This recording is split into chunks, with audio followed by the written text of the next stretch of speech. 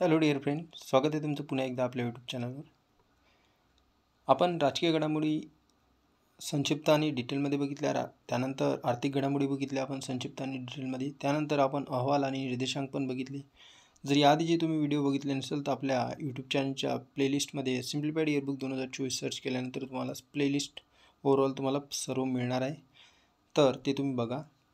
आणि आता आपण राहिलेले पर्यावरण घडामोडी बघूया. आपण संक्षिप्तमध्ये बघणं महत्त्वाचं आहे, कारण की पर्यावरण घडामोडी आपण डिटेलमध्येच कव्हर करणार आणि यामधूनच तुम्हाला प्रश्न दिसणार एक्झाममध्ये येणार आहे. तर राज्यसेवा अपकमिंग जे काही आणि जूनमधील जे काही PSI-STA कंबाईन्स एक्झाम आणि इतर जे काही सरळ सेवेचे एक्झाम, त्यासाठी अतिशय महत्त्वपूर्ण ही सिरीज आहे आपण, आणि ही सिरीज आपली कंटिन्यू चालू आहे. आणि सॉरी फॉर डिले, कारण की जे काही टाईम मॅनेजमेंटमुळे आपल्याला व्हिडिओ जास्तीत जास्त लवकर अपलोड करणं होत नाही आहे, त्यामुळे क्षमा असावी. तर बघा, आता संक्षिप्त घडामोडी पहिली न्यूज जर बघितली आपण तर ती आहे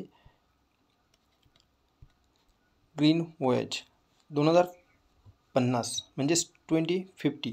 नॉर्वे सरकार आणि IMO म्हणजेच काय आहे, नॉर्वे सरकार आणि इंटरनॅशनल ऑर्गनायझेशन्स आहे 2019 पासून हे जी काय आहे ग्रीन वॉयज 250 प्रकल्प शिंपी उद्योगाला काय पर्यावरणास अनुकूल स्थितीत बनवण्यासाठी प्रयत्न करत आहे. त्यासाठी हे प्रकल्प आहे. हा प्रकल्प ग्रीन वॉयज कोणाशी संबंधित आहे? नॉर्वे सरकार आणि कोणामध्ये करार झाला? इंटरनॅशनल जे काही ऑर्गनायझेशन आहे त्यासंबंधी ग्रीन वॉयज प्रकल्प आहे. शिंपी उद्योगाला काय पर्यावरणास अनुकूल बनवणे हे याचा उद्देश आहे. आणि त्यांचं हरितगृह उत्सर्जन म्हणजे ग्रीन हाऊस गॅस किती 50% कमी करणे हे त्याचा उद्देश आहे. बस एवढं सिम्पली लक्षात ठेवा. चित्यासाठी प्रजनन केंद्र. आता चित्यासाठी प्रजनन केंद्र सरकारने काय केलं की चित्यासाठी प्रजनन केंद्र स्थापित करण्यास परवानगी दिली. मग कुठे करणार आहे? गुजरातमधील कच्छ जिल्हा आहे, त्यामध्ये बन्नी गवताळ प्रदेश आहे, त्यासाठी चित्यांना प्रजनन केंद्र उभारण्यास परवानगी दिली आहे. बस सिम्पली एवढं लक्षात ठेवा. गुजरातमधील कच्छ आहे ते चित्यांसाठी प्रजनन केंद्र. आता म्यानमार जगातील सर्वात मोठा अप्पू उत्पादक देश आहे. आता एवढा मोठा काही पराक्रम केला नाही म्यानमारने. आणि हे जर बघितलं तंबाखू, अप्पू जे काही मादक पदार्थाची जी काही न्यूज आहे हे निगेटिव्ह न्यूज असतात. आपल्याला ओळखता आल्या पाहिजे न्यूज कोणत्या निगेटिव्ह आहेत आणि कोणत्या परीक्षेमध्ये आपल्याला विचारतात. केव्हा ओळखता येईल? जेव्हा आपण प्रिव्हियस इयर करंट अफेअर जी ॲनालिसिस केल्यानंतर. आता म्यानमार हे मोठा जगातील सर्वात अप्पू देश आहे. ठीक आहे, एवढं जे काय म्हणजे थोडंसं हार्डलाईट म्हणून लक्षात ठेवू शकता.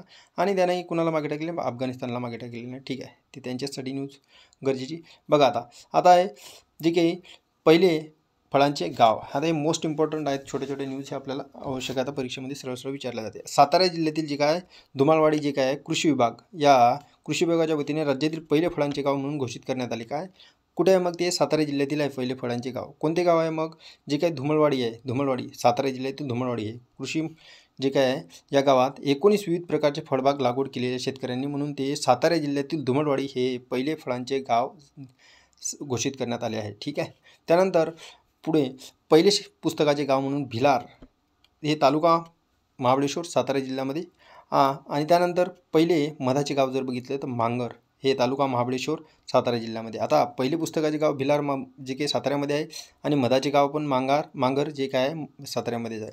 तर आपल्याला विचारू शकते की जे की नुकतेच पहिले मधाचे गाव म्हणून ठरवण्यात आलेले आहेत ते कोणत्या जिल्ह्यामध्ये आहे? तर सातारा जिल्ह्यामध्ये आहे. एवढं असं लक्षात ठेवा. जे की मधाचे गाव सातारा जिल्ह्यामध्ये, पुस्तकाचे गाव पण भिलार जे काही सातारा जिल्ह्यामध्ये. पहिले फुलपाखराचे गाव पारपोली सिंधुदुर्गमध्ये आहे. मग पहिले नाचणीचे गाव जे काय कुसुंबे येथे तालुका जावळी सातारा जिल्ह्यामध्ये. सातारा जिल्ह्यामध्ये 3 आहेत. मधाचे गाव म्हणून सातारा जिल्ह्यामध्ये ओळखले मांगर आणि भिलार हे पहिले. कन्फ्यूज नको व्हायला आहे. तर भिलार हे पुस्तकाचे गाव आहे. मधाचे गाव जर म्हटलं तर मांगर मधाचे गाव आणि त्यासोबत फुलपाखराचं पारपोली सिंधुदुर्ग, नाचणीचे गाव कुसुंबी हे साताऱ्यामध्ये, आणि पहिले जे काय कवितांचे गाव हे जकातवाडी साताऱ्यामध्ये. आता इथे बघा ही न्यूज आहे. मोईदाम काय आहे? युनेस्कोने एक नामांकन केलेले आहे मोईदामचे. काय आहे? कशासाठी? 23-24 भारतात जे काय आहे युनेस्कोच्या जागतिक वारसा यादीत त्या समाविष्ट करण्यास यावा मोईदामचा. मग मोईदाम काय आहे नेमकं? मोईदाम जे आहे अहोम राजवंशाची जी काही दफनभूमी आहे, जिथे ज्यांची जी काही स्मशानभूमी होती अहोम राजवंश जेव्हा आसाममध्ये राज्य करत होतं त्यावेळेसची. तर मग मोईदाम हे त्याचं नाव होतं, आणि या मोईदामला आता युनेस्कोच्या जे काही जागतिक वारसा यादीत समाविष्ट करण्याचं सांगितलेलं आहे. तर हे काय आहे? पॅरामिडसारखी आहे एक प्रकारची, जी की अशा पॅरामिडसारखी आपल्याला बघायला मिळते, आणि त्यासोबत अनोखे डिगोरे पण आहे. तर आसामवर 600 वर्षे जे काय आहे हे ताई अहोम राज्यघराण्याने काय राज्य केले होते. तर मोईदाम लक्षात ठेवा. मोईदाम नेमकं कोणाशी संबंधित आहे? कोणत्या राज्याशी संबंधित? आता आसाम राज्यातील जे काय आहे मोईदाम हे जे काय आहे हे अहोम राजवंशाच्या तपनभूमीचे नामांकन आहे. तर आपल्याला प्राचीन इतिहासामधील जे काही राज्यसेवेसाठी आपण महत्त्वपूर्ण आहे, जे की नुकतेच युनेस्कोने नामांकित करण्यास ठरवले. आसाममधील मोईरांग ही कोणत्या राजवंशाची त्यावर ओळख होती? तर हे होती राजवंश अहोम राजवंश दफनभूमी.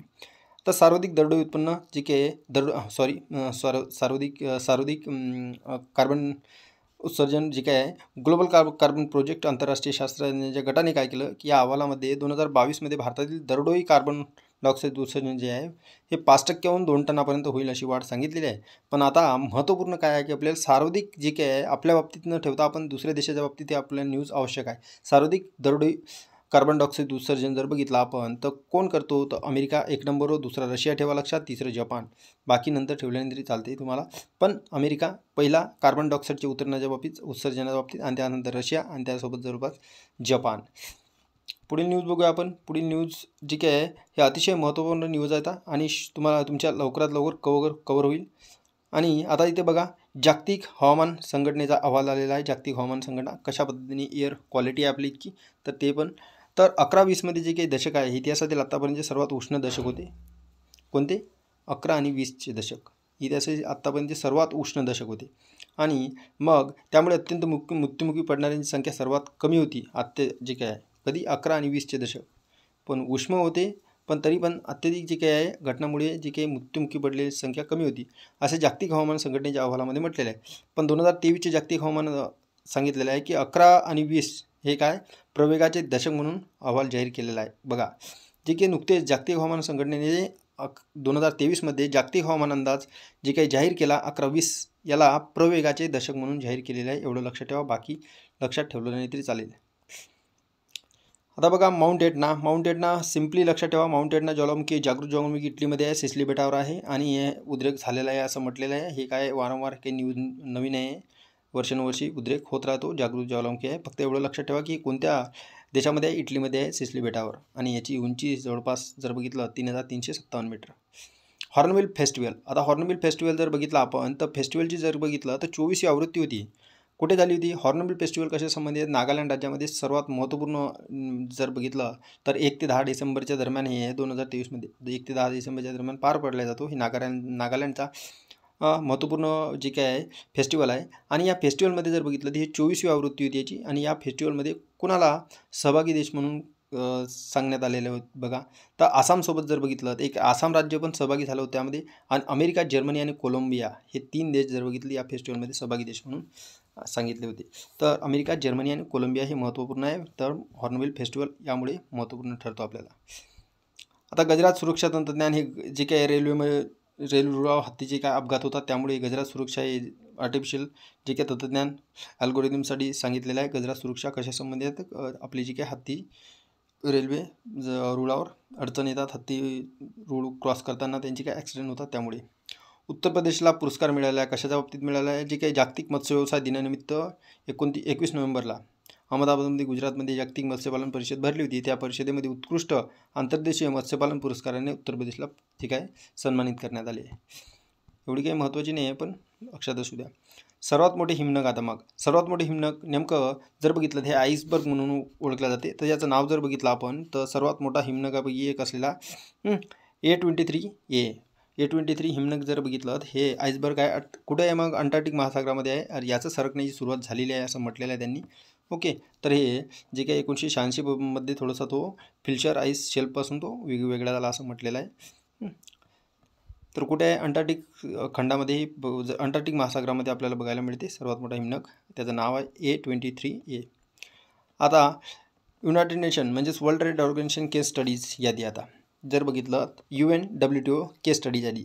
संयुक्त राष्ट्र जागतिक परिषद जे काही पर्यटन संघटना आहे, या पर्यटन संघटनेने केरळची जे काय आहे जबाबदार पर्यटन मिशन म्हणजेच रिस्पॉन्सिबल टुरिझम मिशन जे काही केरळच्या या आणि महाराष्ट्राच्या ताडोबा अंधारी व्याघ्र प्रकल्पाचे जे काय आहे या 2 ठिकाणांना म्हणजेच या 2 केस स्टडीजसाठी जागतिक यादीमध्ये समावेश केला आहे. म्हणजेच कसं की हे जे काही केरळचं जे काही आहे रिस्पॉन्सिबल टुरिझम मिशन म्हणजे जबाबदार पर्यटन मिशन केरळचं आणि महाराष्ट्रातील जे काही ताडोबा अंधारी व्याघ्र प्रकल्प आहे यांची केस स्टडी करण्यासाठी जे काही G20चे जे काही देश आहेत 7 देश म्हणजेच मॉरिशस, तुर्की, Italy, Brazil, Canada, Mexico, Germany या देशांनी या भारतातील 2 केस स्टडीजचा समावेश केलेला आहे. कुठे?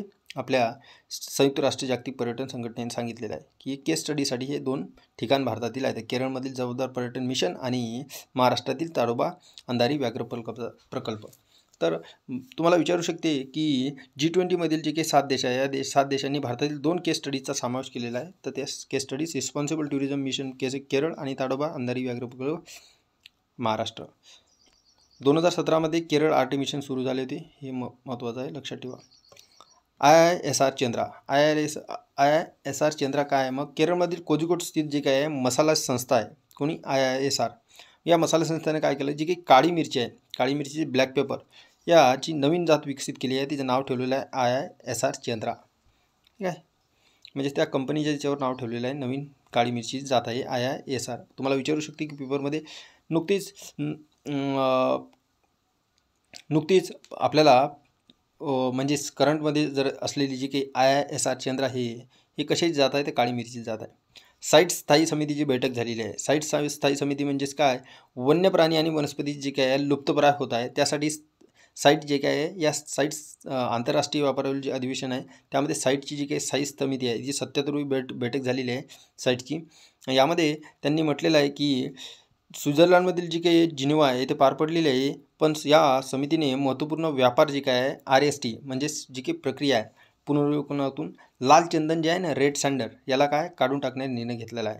मग जे काही व्यापार होते म्हणजेच व्यापार प्रक्रियेमध्ये RSTमधून लाल चंदनला काढून टाकायचं असं त्यांनी सांगितलं आहे. तुम्हाला माहिती असेल रेड सँडल जे काय आहे कशासाठी आहे लाल चंदन, हे पिक्चर पण आलेलं आहे पुष्पा, झुकेंगा साला, त्यामध्ये लाल चंदन याला आता RSTच्या यादीतून काढायचं आहे सांगितलेलं आहे. साईट्स जी काही स्थायी समिती आहे, जी काही लुप्तप्राय जी काही वनस्पती आणि प्राणी आहेत त्यासाठी कार्य करते. फ्रॅगाडाल्स ज्वालामुखी, हे प्रोनाऊन्सिएशन म्हणजे मी चुकत असेल बघा. आईसलँड जी काय आहे या भूकंपाने हादरे बसले होते, त्यासाठी मग आईसलँडच्या लोकांमधील जे काय ग्रीनडाबेक येथील सरकारने काय केलं, जी काही नैसर्गिक आणीबाणी जाहीर केली, कारण की ते धोका पोचणार होता या ज्वालामुखीचा. आता जर बघितलं वृक्षारोपणासाठी सार्वजनिक सुट्टी, आता वृक्षारोपणासाठी सार्वजनिक सुट्टी देणारा कोणता देश आहे? मग केनिया देश आहे. तर सिम्पली आपल्याला विचारू शकते की नुकतेच वृक्षारोपणासाठी सार्वजनिक सुट्टी जाहीर करणारा देश कोणता आहे जगातील? तर केनिया देश आहे. याने वृक्षारोपणासाठी सुट्टी 13 नोव्हेंबरला केली होती. या एका दिवशी वृक्षारोपण मोहीम राबवली. त्यांना देशात 2032पर्यंत 15 अब्ज झाडे लावण्याचे उद्दिष्ट समोर ठेवले आहे त्यांनी. ठीक आहे, तर बरोबर म्हणजेच काही देश पर्यावरणाच्या दृष्टिकोनाने खूप कार्य चांगले करतात त्या उद्देशाने. आता जर बघा महत्त्वाचं आहे, जी काही GI टॅग जर बघितलं आपण, GI टॅगबद्दल जर बघितलं तर महत्त्वपूर्ण आपल्याला लक्षात ठेवणं आवश्यक आहे. आता GI टॅग तर भरपूर सारे मिळाले, पण महाराष्ट्राच्या संदर्भात आपल्याला GI टॅग लक्षात ठेवणारे नुकतेच मिळालेले आहे 2023. बोरसुरीची जी काही तूर आहे, जी की लातूरमधील आहे, हे महाराष्ट्रातील तर याला GI टॅग मिळालेला आहे. दगडी ज्वार हे जालनामधील आहे, GI टॅग मिळालेला आहे. त्यासोबत कुंतलगिरीचं जे काही खवा आहे हे धाराशिवमध्ये महाराष्ट्रातील, आणि तुळजापूरची जी काही कवडी आहे त्यासाठी याला GI टॅग मिळाले. आणि बोरसुरीची तुरडाळ पण आहे आणि त्यासोबत एकच दिलेलं आहे जे की लातूरमध्ये, तिला GI टॅग मिळालेला आहे. ते महाराष्ट्रातील लक्षात ठेवा. दगडी ज्वार जालनामधील, कुंतलगिरीचं जे काय खवा धाराशिवतील महाराष्ट्रातील, तुळजापूरची कवडी आणि बोरसुरीची काय तूर हे GI टॅग मिळणारे आहे. आता सर्वात जास्त GI टॅग जर म्हणलं तर आपलं उत्तराखंड हे राज्य आहे, जे की 18 GI टॅग मिळालेले आहे. पण आता संख्या जर एकाच वर्षात म्हणजेच एकाच दिवसात त्यांना 18 उत्पादकांना GI टॅग प्रमाणपत्र मिळाले. कुठे? उत्तराखंड. तुम्हाला विचारू शकते की नुकतेच उत्तराखंड या राज्याला एकाच दिवसात किती उत्पादकांना GI टॅग मिळाले? तर 18 उत्पादकांना GI टॅग मिळाले. एका दिवसात सर्वाधिक उत्पादक 18 उत्पादकांना GI टॅग मिळणारे राज्य कोणते? तर उत्तराखंड राज्य, असं सिंपल लक्षात ठेवू शकता तुम्ही. तर टोटल आता ओव्हरऑल उत्तराखंडमध्ये 27 उत्पादकांना GI टॅग मिळालेले आहे. बाकी मुख्यमंत्री आहे ते तुम्ही लक्षात ठेवायची गरज नाही. बाकी GI टॅग काय आहे ते तुम्ही वाचू शकता. ठीक आहे, तर अशा पद्धतीने आपण जे काही आहे पर्यावरणाच्या संबंधित काही न्यूज आहेत ते बघितलेले आहेत. आणि राहिलेल्या जे काही महत्त्वाचे न्यूज आहेत ते आपण शॉर्टमध्ये बघूया आपण. जी काही पहिली हायड्रोजन ट्रेन आहे जी की भारतातील पहिली रेल्वे आपली जी काही हायड्रोजन ट्रेन आहे ते 2024 मार्चच्या येतेपर्यंत धावणार आहे. पण ते कुठे धावणार आहे? हरियाणातील जिंद जिल्ह्यातून ही सुरू होणार आहे ही. आणि उत्तर रेल्वेची जी काही हे इनिशिएटिव्ह आहे उत्तर रेल्वेने घेतलेला आहे. यामध्ये पहिली हायड्रोजन ट्रेन धावणार आहे जी की हरियाणामधील जिंद जिल्ह्यातून धावणार आहे. आता जगातील पहिली हायड्रोजन ट्रेन जर बघितलं सध्या कुठे धावत आहे तर हायड्रोजन सध्या ट्रेन फक्त जर्मनीत धावत आहे, हे लक्षात ठेवा. आता भारतामध्ये धावणार आहे पण कुठे? मार्च 2024पर्यंत कुठे? हरियाणातील जिंद जिल्ह्यातून सुरुवात होणार आहे. उत्तर रेल्वेची इनिशिएटिव्ह आहे. तर पहिले हायड्रोजन बस जर बघितलं तर आता जे काही ट्रायल पण केली त्यांनी आणि जे काही योग्यता पण चाचण्या पूर्ण केलेल्या आहे. म्हणून एक भाग म्हणून जर बघितलं हायड्रोजन बस 17 ऑगस्ट 2023 रोजी धावली आहे. ती कुठे? लेहला लडाखमध्ये ही पोहोचली आहे. सार्वजनिक रस्त्यावर हायड्रोजन बस तैनात करण्यासाठी भारतातील पहिलीच वेळ आहे. ते कुठे? लेहला लडाखमध्ये. आणि NTPC लिमिटेडने लेह येथे हायड्रोजन बसची चाचणी केलेली आहे या ठिकाणी. आता देशातील जर बघितलं पहिला हायड्रोजन इंजिन प्रकल्प जमशेदपूर झारखंड येथे आहे. मग देशातील पहिला हायड्रोजन इंजिन प्रकल्प कुठे आहे तर झारखंड जे काही आहे जमशेदपूर झारखंड या राज्यामध्ये येथे सुरू करण्यासाठी. यासाठी पहिल्या हायड्रोजन इंजिन प्लांटसाठी जर बघितलं टाटा कंपनी आणि झारखंड यामध्ये काय दोन याच्यामध्ये करार झालेला आहे. टाटा कंपनी आणि झारखंड सरकारमध्ये करार झालेला आहे. कशासाठी? देशातील पहिले हायड्रोजन इंजिन प्रकल्पासाठी. ओके. तर आता समोरील जर बघितलं आपण तर युरोपियन इन्व्हेस्टमेंट बँक याने काय म्हटलेलं आहे की भारत सरकार जे काही नुकतेच मंजूर केले नॅशनल ग्रीन हायड्रोजन मिशन या मिशनसाठी युरोपियन इन्व्हेस्टमेंट बँक आता 1 मिलियन जवळपास युरो काय कर्ज देणार आहे. एवढं लक्षात ठेवा. भारतीय नवजात ग्रीन हायड्रोजन इकोसिस्टमसाठी अक्षय ऊर्जा प्रकल्पांना मदत होणार आहे. तर अशा प्रकारे जे काही आपण हे पर्यावरणाशी संबंधित न्यूज बघितलेला आहे हे भाग 1 आहे. भाग 2 मध्ये राहिलेला आपण पूर्ण न्यूज करण्याचा प्रयत्न करूया. आणि व्हिडिओ जास्त लेंदी होते आणि लेंदी व्हिडिओ असल्यामुळे तुम्ही पण जास्ती बघण्यामध्ये थोडंसं इंटरेस्ट कमी असतो. त्यामुळे शॉर्ट व्हिडिओमध्येच आपल्याला ही सिरीज पूर्ण करायची आहे. तर व्हिडिओ आवडला तर मित्रांसोबत जास्तीत जास्त शेअर करा मित्रांनो. आणि व्हिडिओला लाईक करत जा. जर तुम्हाला व्हिडिओ खरोखर आवडला असेल तर तुम्ही लाईक करू शकता. कारण की सिम्प्लिफाईड इयरबुक 2024 अतिशय महत्त्वपूर्ण करंट अफेअरच्या माध्यमातून आहे.